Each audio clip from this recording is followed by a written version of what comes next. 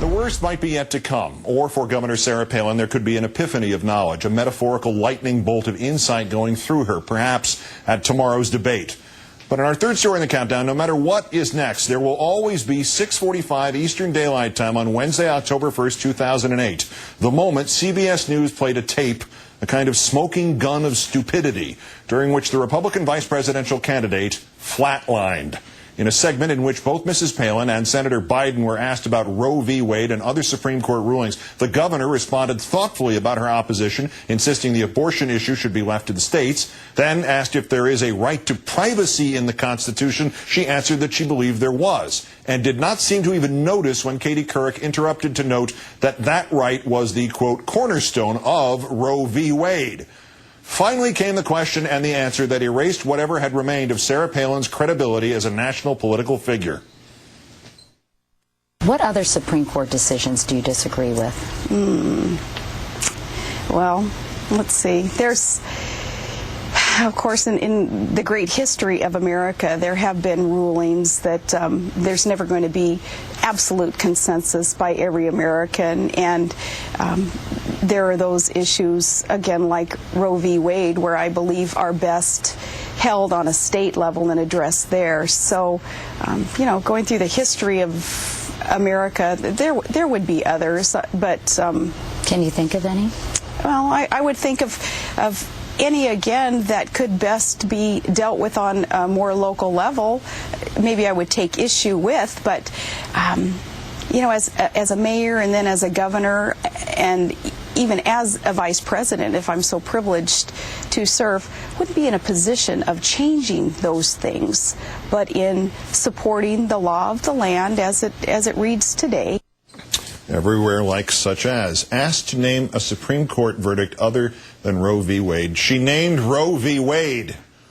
There was, of course, a sketch by the great comedians Bob Elliott and Ray Goulding in which a golf caddy was interviewed about the increasing popularity of her sport, and she began by saying that with increased leisure time, more people are finding they have leisure time and are looking for ways to utilize that leisure time to make sure that their leisure time is more enjoyable. Finally, the interviewer says, "We get the point, ma'am. We get the point, Governor." Despite tonight's latest TV train wreck, Sarah Palin, as a debater, at least in her campaign in Alaska, was not to be underestimated. The LA Times today reporting how after a string of bad 2006 gubernatorial campaign appearances attributed to a lack of attention span and an unwillingness to prepare, Palin developed workarounds, simple answers, and pithy comments delivered with a broad smile. She has a Reagan-like ability to win over audiences, but for someone who cares about issues and facts, it was rather startling to see her gloss over important questions, according to Andrew Halco, who ran against her. Meanwhile, last night, that same folksy and possibly gender-bending Palin submitted herself to right-wing radio talk show host Hugh Hewitt. Oh, I think they're just not used to someone coming in from the outside saying, you know what, it's time that normal Joe Six-Pack American is finally represented in the position of vice presidency. And I think that that's kind of taken some people off guard, and they're out of sorts, and they're ticked off about it. We're joined now by Huffington Post contributor James Moore. Jim, good evening. Hi, Keith. How over is it? Well, I don't think it's quite over. You have to remember that being uninformed and even stupid doesn't disqualify you from holding public office in America. If it did, Congress wouldn't be a representative body, right? But on the other hand, I think Joe Biden can put an end to this tomorrow night. He could drain the last political lifeblood out of her. I'm a bit taken aback by all the analysts and the consultants who are suggesting he needs to be careful and cautious. I think he needs to use his intellect and his experience and his range and his depth to sort of beat her about her diminutive brain and let the world know that she is not up to this job, so that when that debate is over, everybody who's watching asks the question, my God, what was John McCain thinking? Yeah, something of a modernized version of Where's the Beef might work on that. But about that one answer, as was pointed out this afternoon on a couple of blogs, 2 months ago, the Supreme Court ruled on a case called Exxon v. Baker, which was the case that reduced the damages in the Exxon Valdez oil tanker disaster. It was in Alaska. I mean, Governor Palin, governor of Alaska, issued a statement at the time expressing disappointment over the ruling. It was in Alaska. She's already on the record as being disappointed and thus disapproving of this. It's supposedly her specialty, energy, and I might mention it was in Alaska. I mean, never mind Plessy v. Ferguson or Dred Scott. She didn't remember Exxon v. Baker.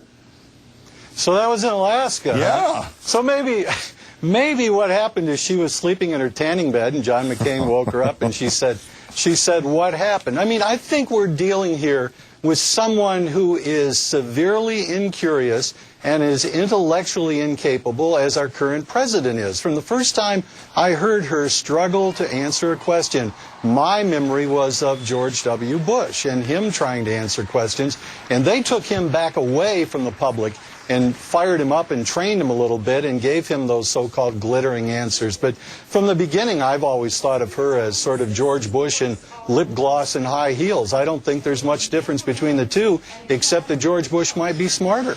Oh, yeah. Now, thanks for sticking me with that image, by the way.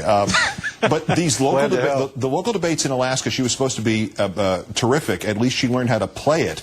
If she came across tomorrow night like a cross between Winston Churchill and, to use her own term, Joe Sixpack, and what a bizarre term that was, in that debate tomorrow, could she make up for this just swing and a miss answer about the Supreme Court? I think she's oblivious to the fact that Joe can't afford a six-pack anymore and he's down to a three-pack.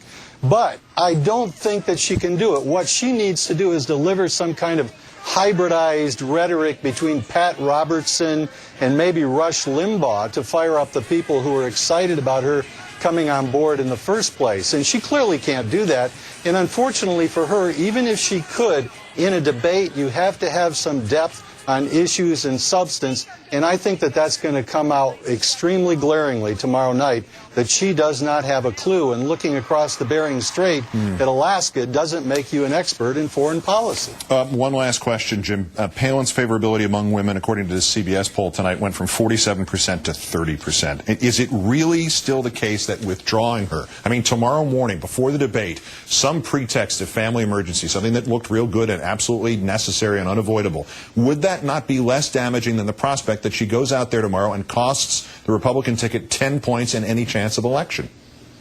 I think you're describing a scenario where John McCain has sort of put himself out on a limb and now he has to make a decision about whether he hangs out there and blows in the wind or he saws it off behind himself, because he's going to take a serious hit if he cuts her loose. It's going to reflect poorly on his judgment, and the only thing that could save him in that case from really losing it would be if he found somebody who really grabbed the public's attention, and that person clearly isn't out there. He wouldn't have chosen Sarah Palin. James Moore, the noted political writer, co-author of Bush's Brain. As always, Jim, many thanks. You bet, Keith.